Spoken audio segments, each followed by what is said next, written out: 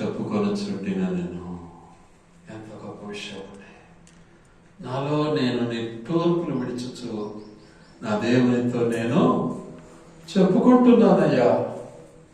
మనుషులతో కాదు నేను చెప్పుకుంటేది, మనుషులు తీర్చలేరు, మనుషులు చేత కాదు.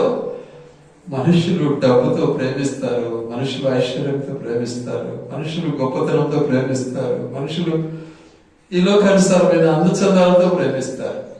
కానీ దేవుడు మనసుతో ప్రేమిస్తాడు. ఇది విడిచిపెట్టి మనము లోక వైద్యం చూస్తూ బ్రతుకు ఎంతకాలం ఆయుష్ ఇచ్చింది ఆయన అయితే మనమంతా బ్రతికేదంతా బాడిగా బ్రతుకు అనే సత్యాన్ని మర్చిపోతే ఎలా? మన జీవితమే బాడుగ జీవితం, ఎలా మర్చిపోతున్నాం మనం? కాబట్టి గ్రహించాలి. మనం దేవుని సన్నిధిని మన యొక్క బాధను విలపించినప్పుడు దేవుడు తప్పకుండా మన ప్రార్థన వింటాడు. ఎల్లప్పుడూ దేవునికి మనము కృతజ్ఞులమై జీవించాలి, కృతజ్ఞులమై జీవించాలి. అప్పుడు ఆయన అన్న మాట ఒక్కసారి జ్ఞాపకం చేసుకున్నాం.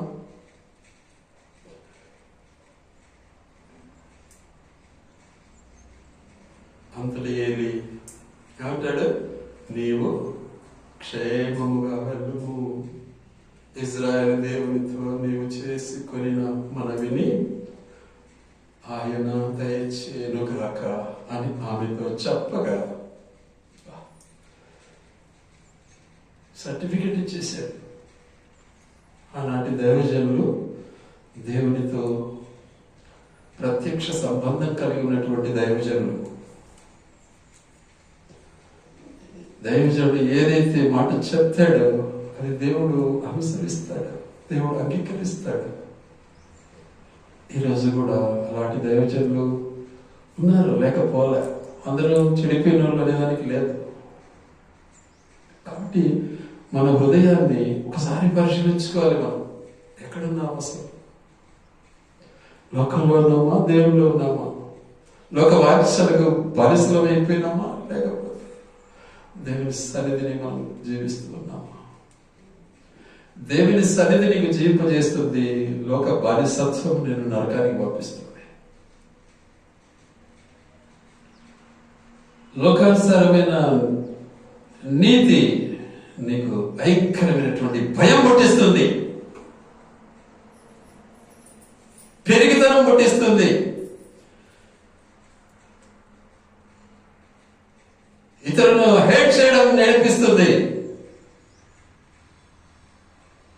ఎవడు 10 రూపాయలు ఇస్తే ఆయన మాట పలకడం నేర్పిస్తుంది. కానీ దేవుని సన్నిధి నీకు జీవం పోస్తుంది, దేవుని సన్నిధి నీకు ధైర్యం ఇస్తుంది, దేవుని సన్నిధి నిన్ను నిమ్మలపరుస్తుంది, దేవుని సన్నిధి నీకు ఓర్పునిస్తుంది,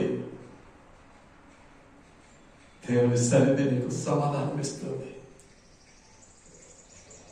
దేవుడు అందరికీ కర్త కాడు కదా. కాబట్టి ఆమె చేసినటువంటి మొర, ఆమె ఎలా స్తుతి చెల్లిస్తా ఉంది ఒకసారి ఆలోచిద్దాం. నా హృదయం యెహోవా యందు సంతోషిస్తా ఉంది, దేవుని కనపరుస్తా ఉంది, దేవుని స్తుతిస్తా ఉంది, దేవుని నామాన్ని కొనియాడుతా ఉంది. యెహోవా యందు నాకు మహాబలము కలిగెను. ఎప్పుడు ఈ ప్రార్థన చేసింది తెలుసా? ఆమె కన్నీటి ప్రార్థన ఫలించి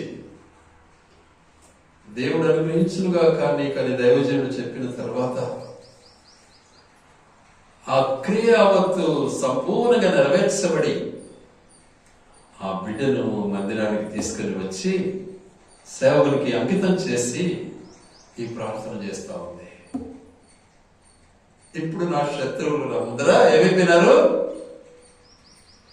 నశించిపోయారు.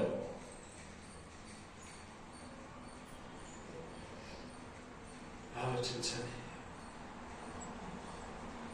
నా విరోధుల మీద నేను అతిశయపడుచున్నాను, గర్విస్తున్నాను. ఇప్పుడు నేను ప్రభువుని బట్టి నా దేవుడు నన్ను తల ఎత్తి నడిపించాడు. కాబట్టి ఇప్పుడు నేను దేవుని ఆరాధిస్తున్నాను, స్తుతిస్తూ ఉన్నాను, సంతోషించుచున్నాను, నా విరోధుల మీద నేను అతిశయపడుచున్నాను. కాబట్టి ప్రభు యొక్క ఉద్దేశం చాలా గొప్పది కనుక మన జీవితాలను ఒకసారి పరిశీలించుకోవాలి. మనం ఎలా ఉన్నాం, మన బ్రతుకులు ఏంటి, అసలు తలుచుకుంటే క్షణంలోనే మనము మాయమైపోతాం. కానీ ఇంత దీర్ఘాయుష్యం ఇస్తున్నాడు దేవుడు అంటే ఆయన సన్నిధిని అనుభవించలేని పరిస్థితి ఏంటి? అది ఏం చేస్తుంది? అహం అడ్డం వస్తూ ఉంది, డబ్బులు అడ్డం వస్తూ ఉంటాయి, అందచందం అడ్డం వస్తూ ఉంటుంది, బంధుత్వం అడ్డం వస్తూ ఉంటుంది, శరీరం అడ్డం వస్తూ ఉంటుంది, లోకము చీకటి అడ్డం వస్తూ ఉంటుంది.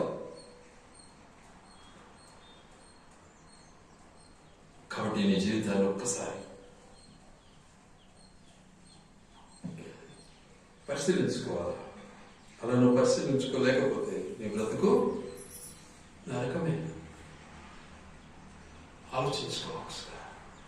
ఆలోచించాలి ఒకసారి. ఎందుకంటే దేవుని యొక్క ఉద్దేశం అది. అందుకని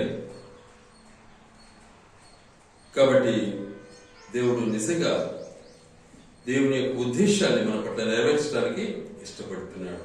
ఎలాంటి ఆనందం వస్తుంది అంటే చెప్పనశక్యము కానటువంటి ఆనందం. నా పాట పాడమే, చెప్పనశక్యము మహిమయుక్తము. ఇప్పుడే పాడాము ఆ పాట. కాబట్టి చెప్పనశక్యము కానటువంటి ఆనందం దేవుడు మనకి ఇస్తాడు. ఆనందాన్ని చవి చూసేది కూడా నేర్చుకోవాలి. చాలా మందికి అది కూడా తెలియదు. దేవుడు నాకేమి ఇచ్చాడు అనే ఆనందాన్ని కూడా అనుభవించడం చేత కాదు. కానీ ఒకసారి మనం ఆలోచిస్తే చూస్తాం ఎలా ఉంటుంది ఆనందం. మత్తయి సువార్త 2వ అధ్యాయం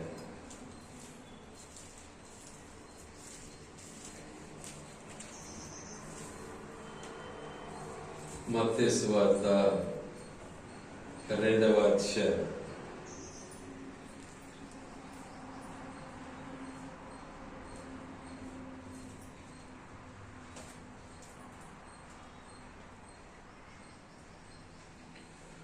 9 వచనం చదువుకున్నాం. ముందు వారు రాజు మాట విని బయలుదేరిపోచుండగా ఇదిగో తూర్పు దేశమున వారు చూచిన ఆ నక్షత్రము ఆ శిశువు ఉండిన చోటికి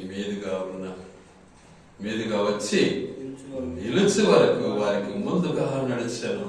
దేవుని ఔన్నత్యం, దేవుని ఆలోచన ఎంత గొప్పది. నీకు మార్గం చూపిస్తాడు ఆయన. లోకము చూపించే మార్గం గొప్పదని నువ్వు ఎంచడంలో ఎంత దౌర్భాగ్య స్థితి నీది. మనుషులు దేవుని కంటే గొప్పవారా? మానవ జీవితం దైవత్వాన్ని కంటే గొప్పదా? ఎంత స్పష్టంగా దేవుడు మనతో మాట్లాడతాడు. 32వ కీర్తన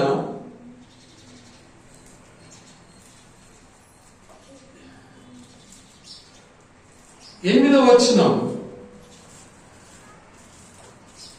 నీకు ఉపదేశము చేసేదను, నీవు నడవలసిన మార్గము నీకు బోధించదను, నీ మీద దృష్టి ఉంచి నీకు ఆలోచన చెప్పేదను. ఆయన మాట వినాలి మనం. లోకం చెప్పిన ప్రతి మాట వింటాం, దేవుని మాట వినం. మన చేత కాదు. ఎంత నీచమైన బ్రతుకు మనది.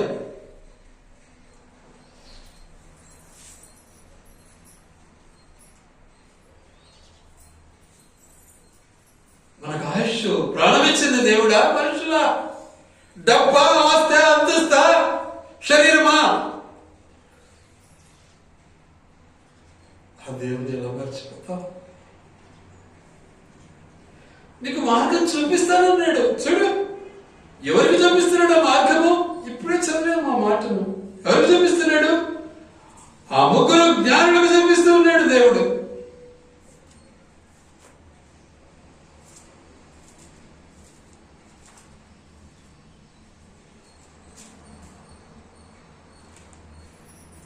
ఇక్కడ చాలా స్పష్టంగా ఉంది ఆ మాట.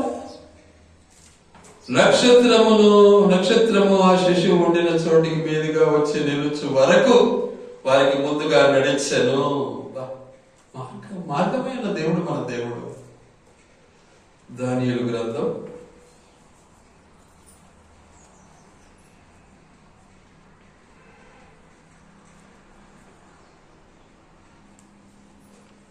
12వ అధ్యాయం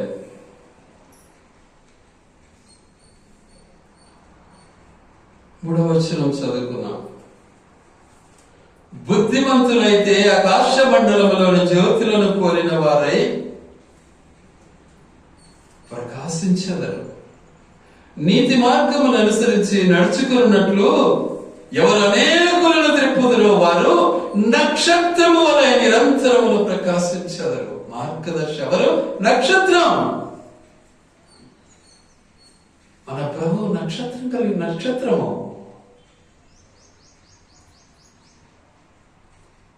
ఆయన మనకు మార్గం చూపిస్తూ ఉన్నాడు. ఆ మార్గంలో నడవటం మన బాధ్యత. లోక మాటలు వింటూ లోకానుసారమైన ప్రవర్తనకు బానిసలమై దేవునికి దూరం అవుతున్నాము అన్న సత్యాన్ని మనం గ్రహించాలి. కానీ అన్న ఏమిటంది? కాదయ్యా, నేను లోకానికి వెరవల. లోకం నన్ను హింసిస్తా ఉంది, బాధ పెడతా ఉంది, కానీ నేను నీ వైపు చూస్తున్నాను, నిన్ను ఆశ్రయిస్తున్నానయ్యా. నేను నీ దాసురాలని. ఆయన పుట్టించడమే మన భూమి మీదకి వచ్చింది. నా దీనం వాడిని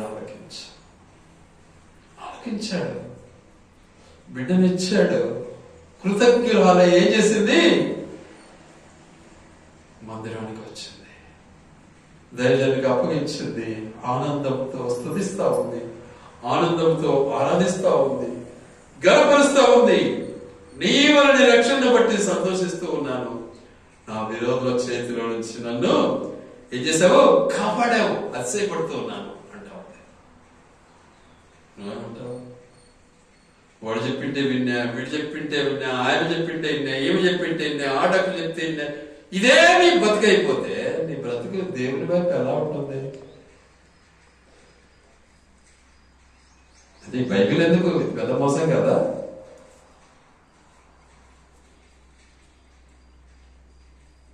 గ్రహించాలి. కాబట్టి మన జీవితాన్ని మనం జ్ఞాపం చేసుకోవాలి. ముగ్గురు జ్ఞానులు, మహారాజులు, వాళ్ళు ఎన్ని మాసాలు మరి దేవుని నక్షత్రాన్ని చూసి వాళ్ళు బయలుదేరారు. వాళ్లకు నిజంగా నక్షత్రం ఏమైంది? మార్గదర్శి అయింది. ఇప్పుడు చదివాం దానియేలు గ్రంథంలో. ఎవరినైతే నడిపిస్తారో వారు దేవునికి ఏమై ఉంటారు? నక్షత్రం వలె ఉంటారు. నడిపించేది నేర్చుకోవాలి, కానీ మనం నశింపజేసేది నేర్చుకోకూడదు. మన బ్రతుకులో జీవితం మార్చుకోవాలి. మనం దేవుడు తప్పకుండా మన దీన ప్రార్థన ఆలకించడానికి ఇష్టపడతాడు.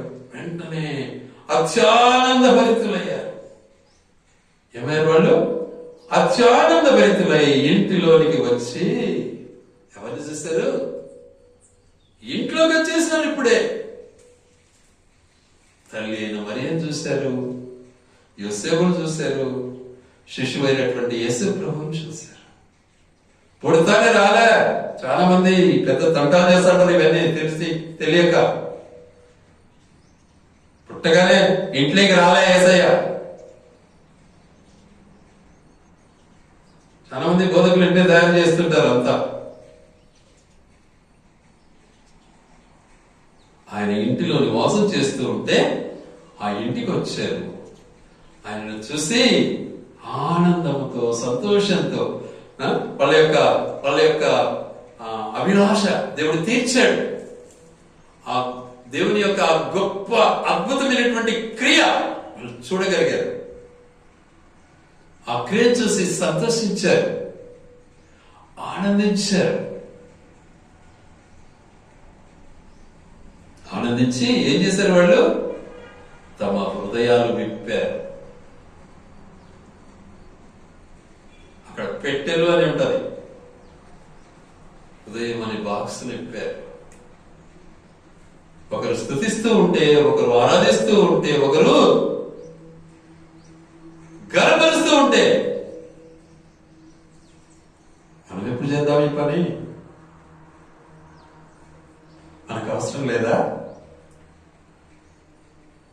లోకానికి చెప్పుకుంటే సరిపోతుందా? దేవుడు వద్దా? ఆలోచించాలి. దేవుడు మనకు గొప్ప కార్యాలు చేస్తాడు. దేవుడు మనకు చాలా గొప్ప కార్యాలు చేస్తాడు. గనుక వారు చేసిన గొప్ప పని ఏంటి? దేవుని గణపరిచారు, దేవుని స్తుతించారు, దేవుని పునరుత్థానమును జ్ఞాపకం చేసుకున్నారు. అప్పుడే బంగారు సాంబ్రాణి బోళాన్ని అర్పించారు. బంగారు ఘనతకు సాదృశ్యం, సాంబ్రాణి స్తుతి ఆరాధనకు సాదృశ్యం, బోధము పునరుత్థానానికి సాదృశ్యం. ఆయన నిరంతరుడై ఉన్నాడని సత్యాన్ని బయలుపరిచారు. ఇది మర్చిపోయి మనము మన బ్రతుకు తెల్లవారుతుందని మనం ఎన్నెన్నో కలలు కంటూ ఉంటే ఏం ప్రయోజనం? మాకు మిలిటరీలో ఒకటి నేర్పారండి. చచ్చేటప్పుడు ఎట్లా చావాలో తెలుసా? నవ్వుకుంటూ చావాలట. ఒకటి. చనిపోయే ముందు ఎలా ఉండాలి అంటే మనిషి క్రమశిక్షణలో చావాలంట. ఈ రెండు అనుభవించాలి మనం. మిలిటరీలో నేర్పిన పాఠం చెప్తున్నా నేను. అంత త్యాగం లేకుండా పని చేయలేవు. పట్టి కడుపు తిప్పలే అంటే వాడు మానే రాలిపోతాడు, అంతే కదా.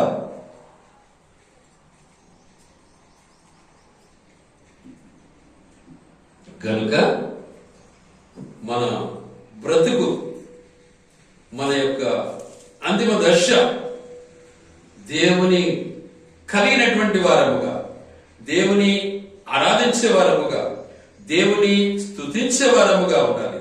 అందుకని మా తల్లి మరియమ్మ కూడా అంతే దేవుని ఆరాధిస్తా ఉంది. చూడండి, ఆమె కన్యక. లోకం ఏమంటుంది? కన్యక గర్భవతి అయితే ఎంత భయంకరం, బరి తెగించింది కదా అంటుందే లేదా? ఈరోజు కూడా ఇంకా ఎంతో మంది ఉన్నారు అట్లా అనేవాళ్ళు. వాస్తవం తెలియని మూర్ఖులు ఇంకా ఉన్నారు. కానీ ఆ మహాతల్లి ఏమని ప్రస్తావిస్తా ఉంది ఒకసారి జ్ఞాపకం చేసుకుందాం. లూకా సువార్త 1వ అధ్యాయం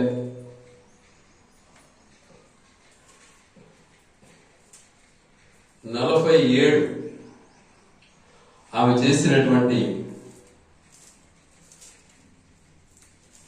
ఆమె నోటి ద్వారా పలకబడినటువంటి మాటలు ఒకసారి మనం జ్ఞాపకం చేసుకున్నాం. నా ప్రాణము ప్రభువును గణపరచని. నువ్వు గణపరుస్తున్నావా? ఆరాధ్యం అంటే కాదు అని గమనింటావు. ఏం ప్రయోజనం? నీకు దేవుడు ప్రాణం వేయలేదా? దేవుడు నీకు శరీరం వేయలేదా? దేవుడు నిన్ను ఇంతవరకు పోషించలేదా? నీకు నువ్వే బ్రతుకుతున్నావా? నీకు నువ్వే పుట్టావా? ఏంటి మన బ్రతికి? ఏంటి మన ఆలోచనలు అసలు? తర్వాత 2వ మాట, తన దాసురాలి దీన స్థితిని కటాక్షించను.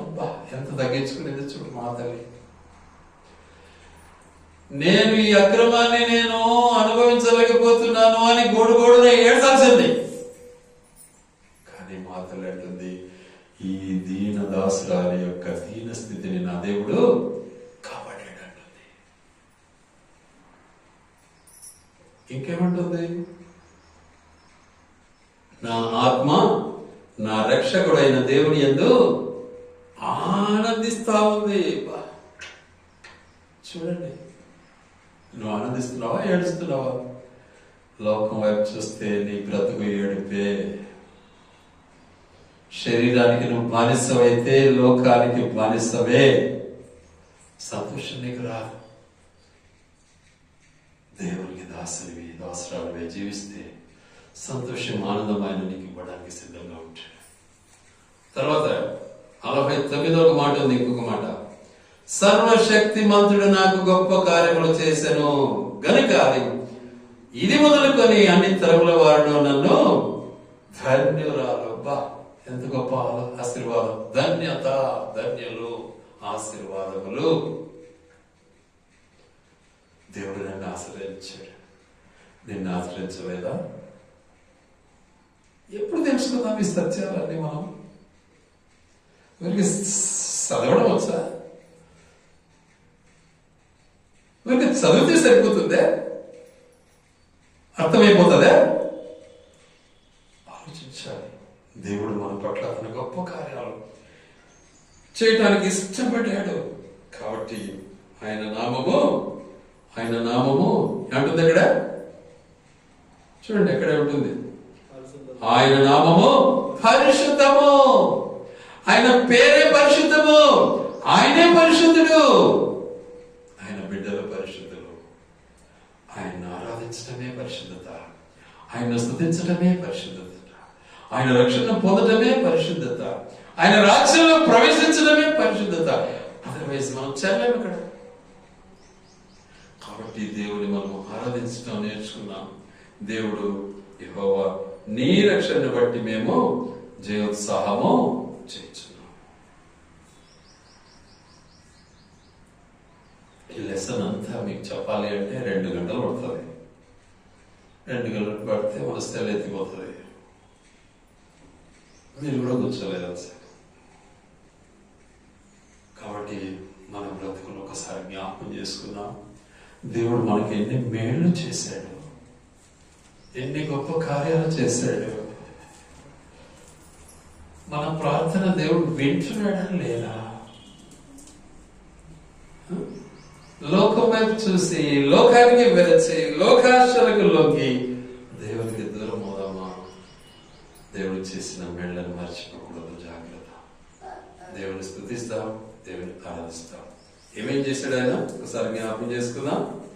1, ఏం చేశాడు? విరోధుల నుంచి కాపాడాడు, లోకం నుంచి కాపాడాడు. ఆయన మనకు రక్షణ ఇచ్చాడు, ఆయన మనకు సంతోషం ఇచ్చాడు. ఇంకేం చేశాడు? ఆయన మనకు మార్గం చూపించాడు. ఇదిగో ఇక్కడ ఉన్నాడు యేసు ప్రభు అని మార్గం చూపించాడు. నక్షత్రాన్ని పంపాడు. కాబట్టి ఆయన మనము ఘనపరచాలి, ఆరాధించాలి. ఆయన పునరుత్థానాన్ని ఎల్లప్పుడూ స్మరిస్తూ, ఆయన నామాన్ని ఘనపరుచుకుంటూ, దీనులమై ఆయన మనకిచ్చినటువంటి గొప్ప ఆధిక్యతను బట్టి ఎల్లప్పుడూ పరిశుద్ధులముగా దేవుని ఆరాధించుకున్నాం. దేవుని మాటలు ఆయన వెనుకడిలో దీవించి ఆశీర్వదించుగాక.